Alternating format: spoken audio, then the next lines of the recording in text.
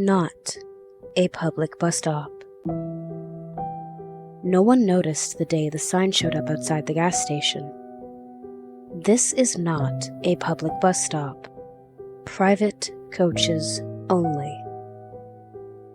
It looked professional, but no one was aware of any bus company operating through our town.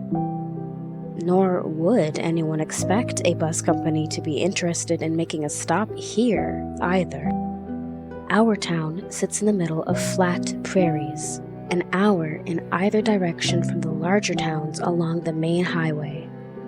The secondary highway that crosses here travels much farther before there are any towns or cities.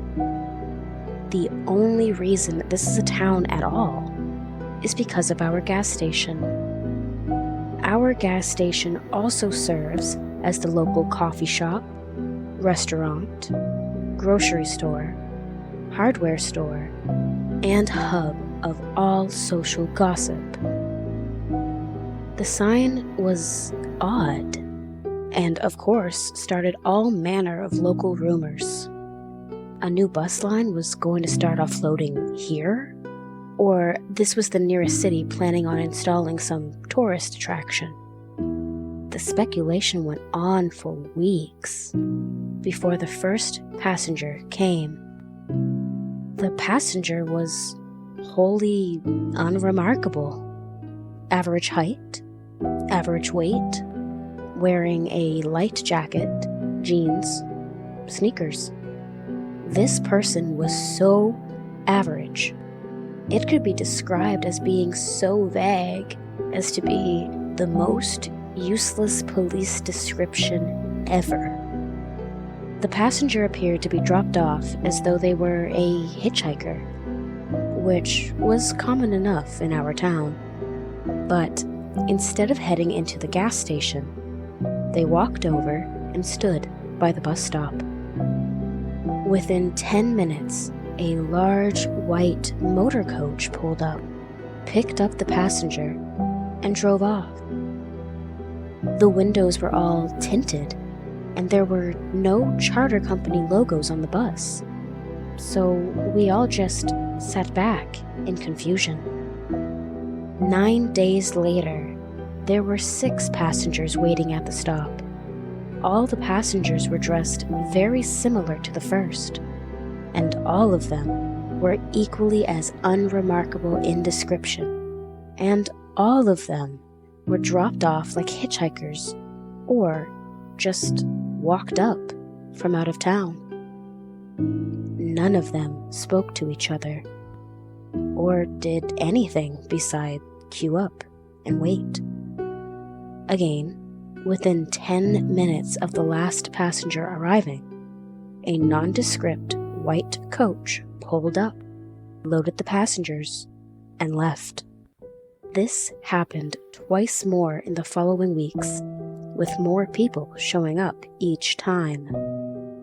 My friends and I made wild speculations amongst ourselves as to what was going on. We were young and had that belief that all 18-year-olds have in their final summer before college. We were invulnerable. Armed with this belief, we agreed that I was going to be the brave hero and get to the bottom of this mystery bus. 7 days later, the first of the passengers arrived for the next bus. Showtime. I grabbed my phone and set it to FaceTime one of my friends from my breast pocket. The volume was silenced for me, but my friends could see and hear everything happening in front of me.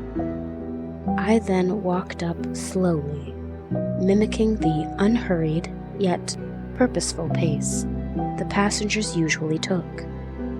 "Excuse me, where is this bus headed?"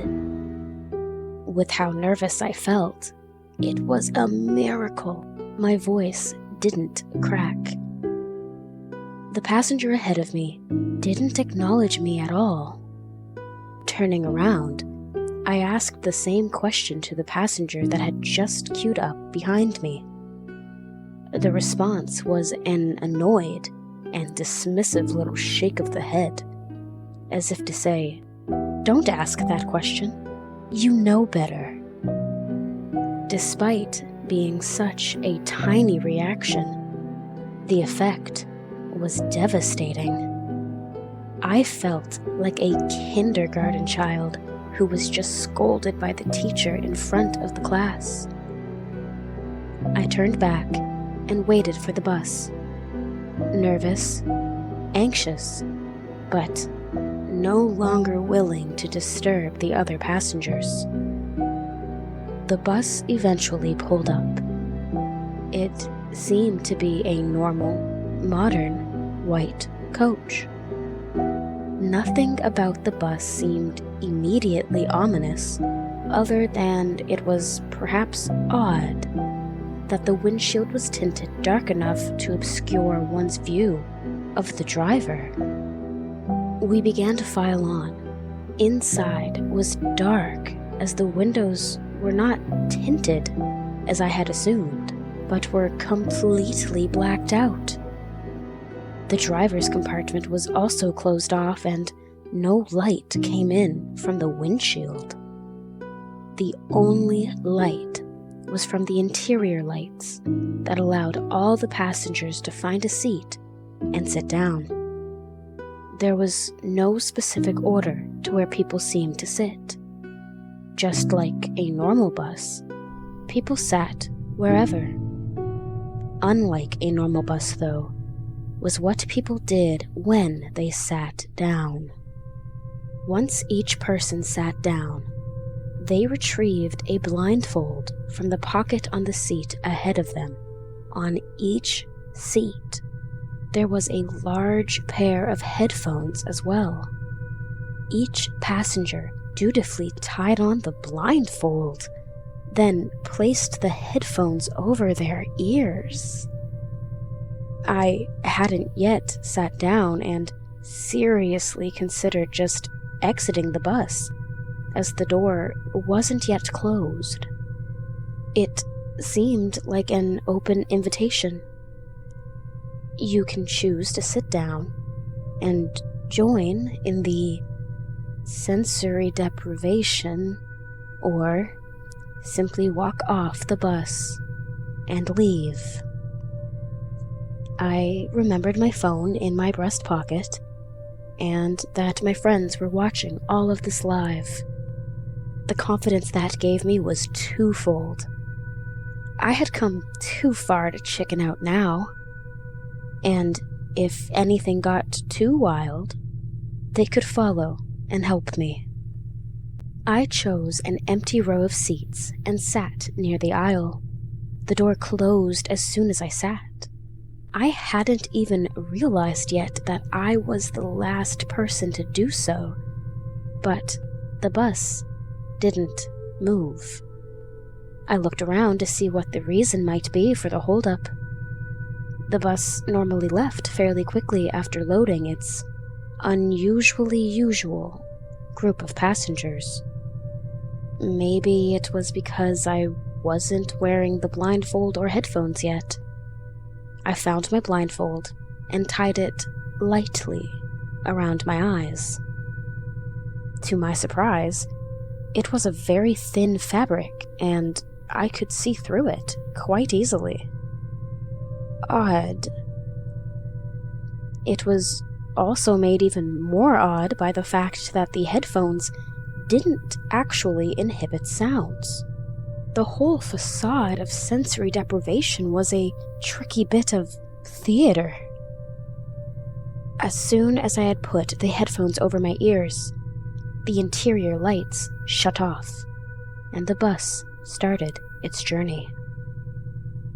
Now, in total darkness, all I could sense was the deep rumble of the diesel engine and the vibration of the road beneath. Remembering the phone in my pocket, I tilted my head down to whisper to my friends, "I hope everyone is enjoying this. This is scary as shit. I can't see anything, and no one seems to notice I'm not one of them. My whisper was low enough that I could barely hear myself over the engine, but hopefully it was just loud enough to narrate for my friends. The bus drove for some time. I couldn't tell exactly how long in the darkness. Maybe 20 minutes? Maybe an hour. I could tell that the bus had taken the secondary highway soon after departure, but beyond that, I had no clue how far or fast we were traveling. To keep myself occupied, I kept trying to look around for any light whatsoever. Nothing. I also narrated some thoughts to my friends and gave updates when I thought the bus might be slowing or turning. Finally, the bus slowed more than usual and made a definitive left turn. The paved road sounded like it gave way to gravel or dirt. That lasted only a minute or two before the bus came to a complete stop and turned off. Nothing happened. Everyone just continued to sit still on the now silent bus. No jostling or stirring of passengers. No snoring or heavy breathing to indicate anyone had fallen asleep. Everyone was just still. With some trepidation, I took the phone out of my pocket to use as a flashlight. Shit. There was no signal, so I hadn't been on FaceTime. No data either.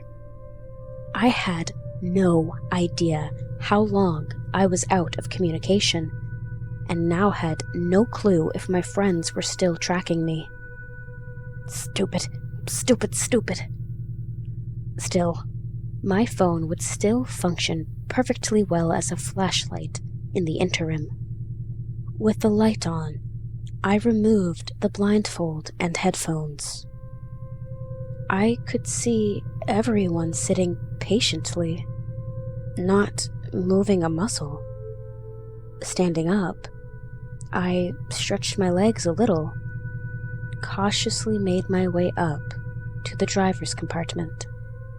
It was walled off with black plexiglass and gave no clue as to who was driving the bus.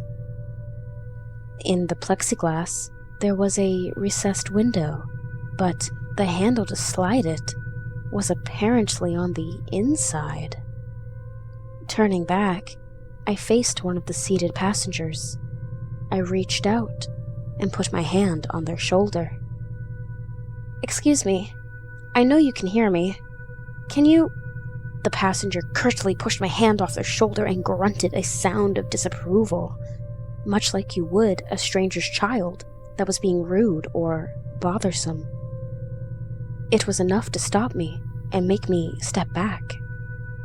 Once again, I felt the childlike dread of having just been scolded.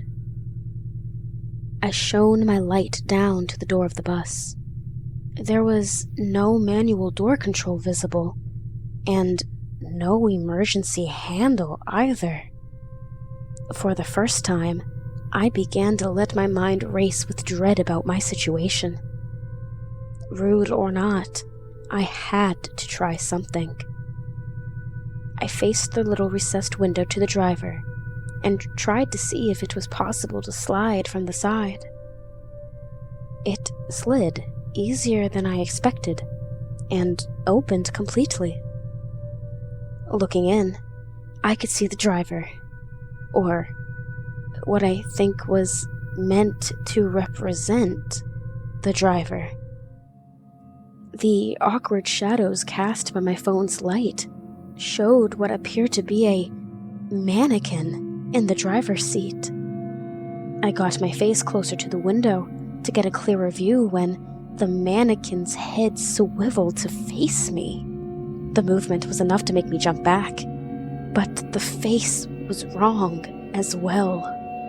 The face of the mannequin had semi-realistically painted eyes, but the rest of the face gave the impression that a young child was given a makeup kit and told to finish the face.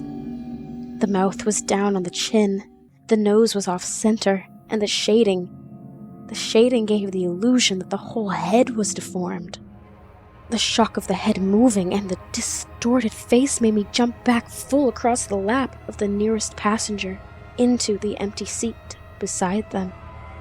In a panic, I pulled off the headphones and blindfolded the passenger.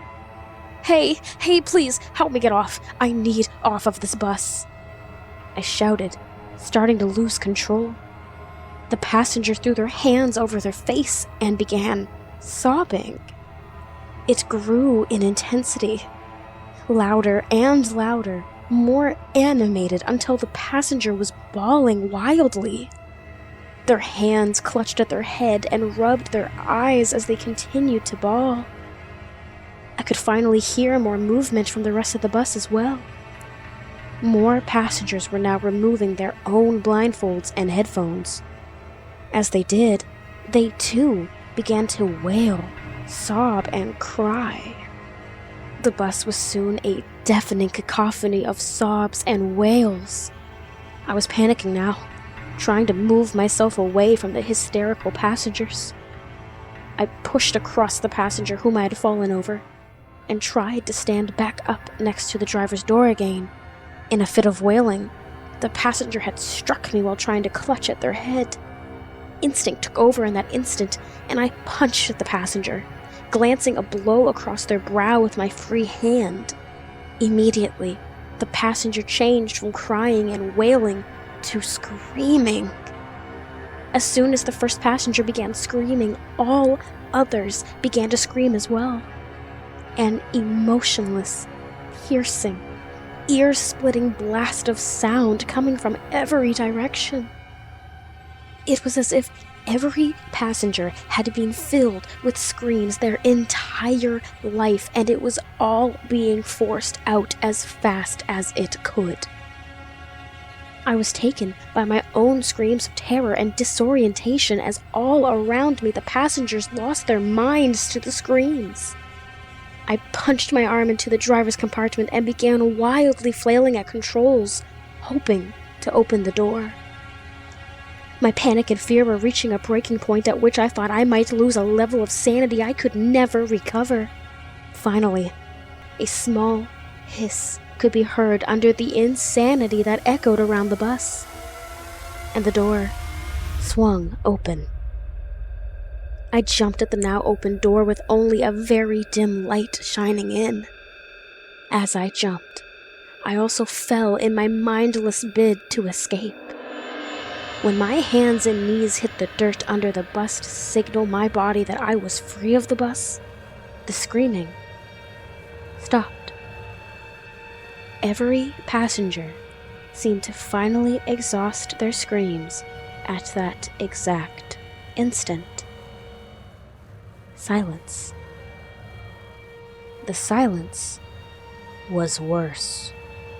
I was frantically crawling, trying to get away from the door of the bus, the door that opened into the insanity of those passengers. Then, another hiss. The door swung shut. The bus now seemed inert. No sounds, no movement, nothing. In the instant it took me to scramble away from that bus, it dawned on me that it wasn't the dark of the afternoon. We were in a building. Wide-eyed and still breathing deep, panicky breaths, I noticed we were in a dirt-floored barn. Sunlight outlined a door just 20 feet away. I clutched my phone tightly in my hand as I stood and raced to the door. A deep fear boiled in me, telling me that that door was locked. Luckily, that was just a bad thought, and the crash bar of the door gave way and flung open the unlocked door. The light blasted across me, blinding as I burst out of the barn. I was free. Out of the bus, out of the barn, away from the passengers. Away. I saw the driveway the bus had taken to get into the barn, and ran back along until I saw the highway. I didn't stop running until I was at the highway, and only then I slowed to a brisk, worried walk, constantly looking back to be sure the barn and the bus it contained stayed where it was and kept itself inert. I managed to get a weak signal on the phone and called my friends immediately to come find me. I turned right onto the highway and began walking, hoping to see another car or hopefully my friends as I aimed for the town, aimed for home.